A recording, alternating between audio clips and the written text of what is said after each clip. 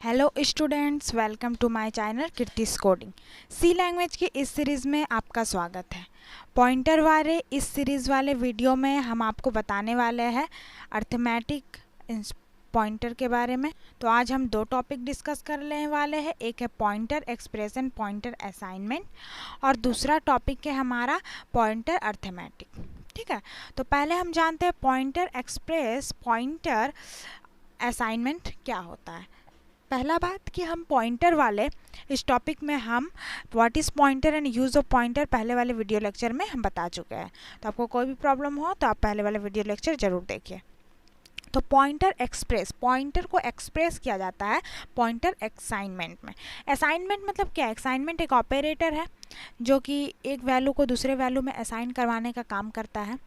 तो जिस प्रकार यहाँ पर हमने आई में असाइन करवाया है 10 वैल्यू, ओके, 10 वैल्यू आई में असाइन करवाया है, और जो आई वेरिएबल है उसका बेस एड्रेस है, मान लीजिए हम मान लिए है 4567, ये बेस एड्रेस है। ओके, तो ये मान लिए है बेस एड्रेस है।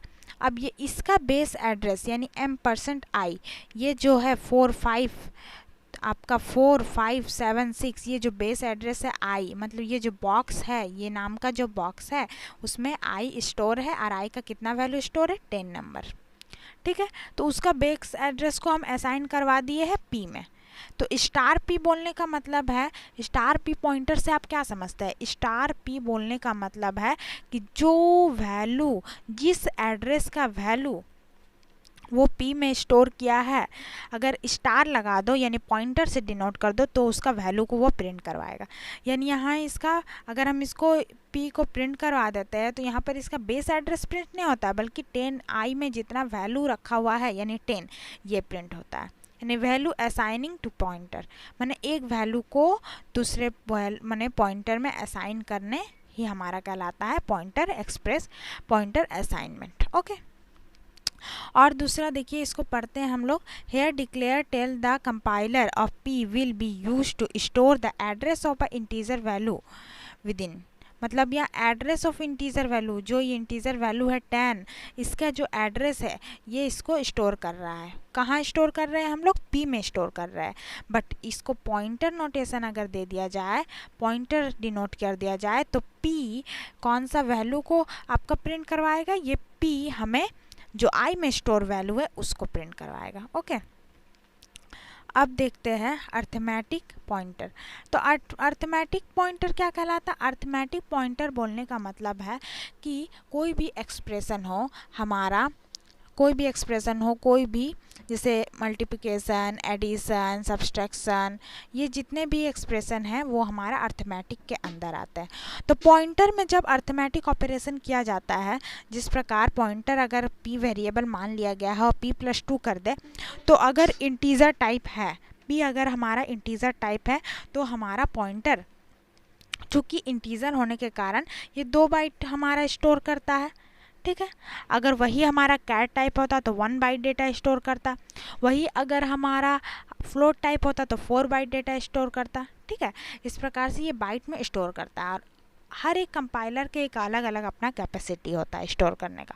तो कोई कंपाइलर 1 बाइट स्टोर करता है तो कोई कंपाइलर 2 बाइट स्टोर करता है। तो यहाँ पर इंटीजर वैल्यू है तो इंटीजर वैल्यू हमारा 2 बाइट स्टोर करता है। अगर हम मान लीजिए किसी का बेस एड्रेस 2000 है और उसमें 1 इंक्रीमेंट कर रहा है, तो उसका 2001 नहीं हो करके, इंटीजर वैल्यू होने पर 2001 नहीं हो करके वो 2002 हो जाएगा उसका बेस एड्रेस, माने i+1 का बेस एड्रेस 2002 हो जाएगा। ओके, क्योंकि इंटीजर वैल्यू 2 बाइट्स कैरेक्टर हमारा स्टोर करता है। तो चलिए आइए कोडिंग में हम इसको देखते हैं एक बार। कोडिंग में चलिए हम कोडिंग में आ चुके हैं। हैच इंक्लूड से स्टार्ट किए इंट मैन। यहाँ पर हम एक वेरिएबल मान लेते हैं इंट। इंट वेरिएबल मान लिए हैं। इंट किस टाइप का है? इंट आई हम मान लिए एक वेरिएबल जो इंट टाइप का, इसमें स्टोर कर लिए 100 वैल्यू। ठीक है, 100 वैल्यू हम स्टोर कर लिए हैं। और एक हम इंटीजर वेरिएबल मान लेते हैं जो कि इंट टाइप का है, और इसमें हम क्या मानते हैं? स्टार मान लीजिए, पी क्यू कुछ भी मान सकते हैं, हम पॉइंटर बना रहे हैं इसलिए स्टार पी मान लेते हैं। ओके, देन उसके बाद हम p में स्टोर करते हैं, p में असाइनमेंट। यहाँ देखिए असाइनमेंट ऑपरेटर का यूज़ हो रहा है जो हम डेफिनेशन में अभी पढ़ करके आए। जो p में असाइन करवा रहे हैं क्या? एड्रेस ऑफ i, आई का जो एड्रेस है उसको हम स्टोर करा रहे हैं पी में। ओके, फिर उसके बाद मेरा नेक्स्ट लाइन अगर हम कर देते हैं p इक्वल टू p में फिर असाइन करवा रहे हैं अर्थमेटिक ऑपरेशन, यानी p प्लस हमारा p प्लस 2 करवा दिए। ठीक है, p प्लस 2 करवाए, फिर उसके बाद मान लीजिए नेक्स्ट लाइन में हमने p प्लस 3 करवा दिया। ठीक है, तो आप देखिए अगर हम नेक्स्ट लाइन में कुछ नहीं भी कराते हैं कोई बात नहीं, क्या हम लोग जानते हैं कि एक लाइन चलने के बाद वैल्यू उसका इंक्रीमेंट और डिक्रीमेंट होता है। अगर हम यहाँ पर p में असाइन करवा देते हैं p प्लस 3, तो p प्लस 2 हमारा प्रिंट नहीं होगा बल्कि p प्लस 3 में हमारा वैल्यू असाइंड हो जाएगा। तो चलो प्रिंट एफ की सहायता से हम प्रिंट करवाते हैं, प्रिंट एफ की सहायता से हम प्रिंट करवा देते हैं। तो मेरा क्या होता है, प्रिंट एफ की सहायता से हमें पहले p को प्रिंट करवाना था। तो p में क्या है, एड्रेस है, तो एड्रेस को हम लोग u से प्रिंट करवाते हैं। चलो ये %u का हम %u का यूज़ कर लिए। ठीक है, एड्रेस यहाँ हम लिख देते हैं एड्रेस इक्वल टू, ये हमारा प्रिंट हो जाएगा। और किसको प्रिंट करवाना है, एम्परसेंट हमको p का वैल्यू को प्रिंट करवाना है। तो चलिए हम प्रिंट एफ की सहायता से प्रिंट करवाते हैं और देखते हैं क्या आता है, और उसके बाद हमें वैल्यू लिखना है। ठीक है, तो हमें क्या किया है, एड्रेस ऑफ p को हमने प्रिंट करवाया। तो चलिए कंपाइल कर लिए, रन करते हैं। देखिए एड्रेस ऑफ p का जो एड्रेस है वो हमारा प्रिंट हो चुका है। बट देखिए यहाँ एड्रेस ऑफ p का एड्रेस यहाँ स्टोर चुका है, लेकिन क्योंकि हमें %p को प्रिंट करवाया है एड्रेस ऑफ p को, अगर हम यहाँ ओनली p को प्रिंट कराते तब देखते हैं क्या होता है। तो प्रिंट एफ की सहायता से हम यहाँ ओनली p को प्रिंट करवाएंगे। चलिए आ जाते हैं प्रिंट एफ की सहायता से, प्रिंट एफ की सहायता से हम ओनली p को प्रिंट करवाते हैं। हमारा सेकंड लाइन में ओनली हमने क्या किया, ओनली p को यहाँ प्रिंट करवाया और फर्स्ट में एड्रेस ऑफ p को प्रिंट करवाया। तो कंपाइल और रन करते हैं, कंपाइल हो गया हमारा प्रोग्राम, देन रन हुआ। तो क्या देखे हमने कंपाइल और रन में, देखिए पहले हमने एड्रेस ऑफ p को प्रिंट करवाया, यानी p का एड्रेस अलग है। ठीक है, जो हमारा प्रिंट हो चुका है, और p में हमने क्या स्टोर किया, i का एड्रेस को स्टोर किया है। तो हमने यहाँ पर i का एड्रेस को प्रिंट करवाया है। ठीक है, i का एड्रेस कहाँ पर है, p में है। p को प्रिंट करवाने पर i का एड्रेस प्रिंट हो जाता है। अब उसका बाद अगर हम पॉइंटर p को प्रिंट करवाते हैं तब देखते हैं क्या होता है। चलिए हम पॉइंटर p को भी एक बार प्रिंट करवा लेते हैं। तो आइए हम पॉइंटर p को प्रिंट करवाते हैं।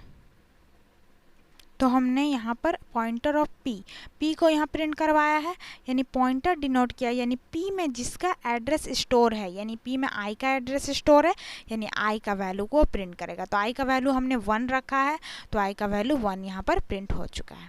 ठीक है, अब हम देखते हैं जहाँ पर p1 और p2 में हमने p प्लस 2 और p प्लस 3 को स्टोर किया। अब इसको प्रिंट करवा कर देखते हैं, तब देखते हैं हमारा क्या प्रिंट होता है। चलिए, तो यहाँ पर हमने p1 और p2 में प्रिंट करवाना चाहा है।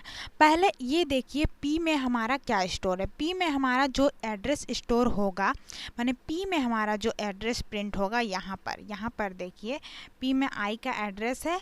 ठीक है, i का एड्रेस p में स्टोर किया गया है। ठीक है, अब ये स्टोर किया एड्रेस में ही हम 2 का इंक्रीमेंट कर रहे हैं।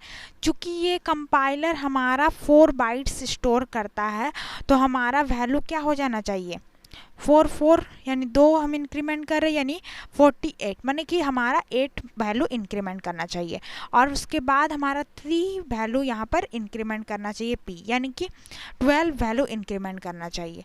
तो हम देखते हैं कंपाइल रन करा के, पहले प्रोग्राम को कंपाइल किए देन रन।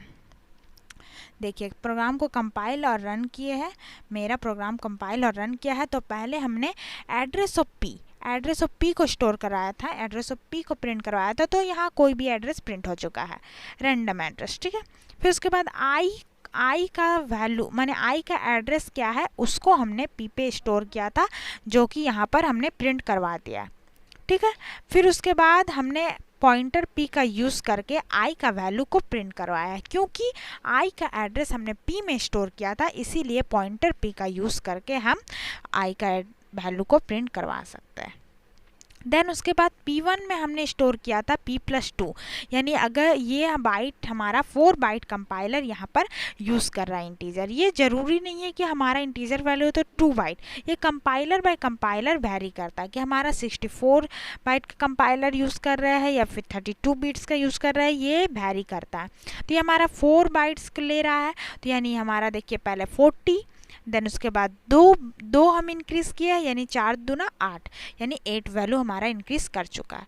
फिर हमारा P2 में हमने क्या प्रिंट करवाया है, P+ असाइन कराया है P+3, तो यानी कि 4 × 3 यानी 12 वैल्यू 40 में इंक्रीज़ हो चुका है। तो इस प्रकार से हम देख सकते हैं किसी भी एड्रेस में किसी भी वैल्यू में हम इंक्रीज़ करते हैं तो उसका एड्रेस में हमारा इंक्रीज़ हो जाता है, उतना इंक्रीज़ होता है जितना बाइट का वो कंपाइलर यूज़ कर रहा है।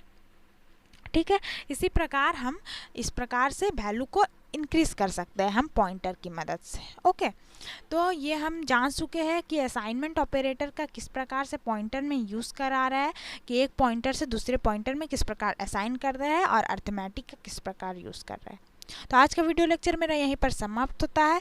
इसके नेक्स्ट वीडियो लेक्चर में हम पॉइंटर टू पॉइंटर सीखेंगे और एक बहुत ही बेस्ट एग्जाम्पल के साथ आपके साथ मिलेंगे।